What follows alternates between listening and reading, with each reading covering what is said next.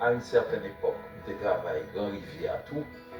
Donc voilà, moi-même, c'est un parcours médical, mais qui n'est pas tellement déplacé, c'est-à-dire que je travaille dans le CDS ici, au Cap-Haïtien, et je travaille dans l'hôpital Justinien, tout. Mais avant, là, je fait résidence, je travaille Grand Rivière, tout. Bon, je fais un petit passage milieu.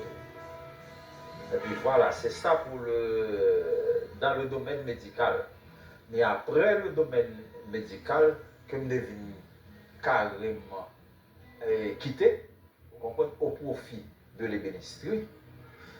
Alors là, c'est un autre domaine carrément, m'entrer dans le domaine de l'ébénisterie. Et je ne regrette que je fait tout ça. À chaque fois, il a posé une question. Mais comment un docteur fait venir ébéniste? Oui, c'est possible. Et c'est grâce à l'ébénisterie surtout que j'ai su gagner ma vie.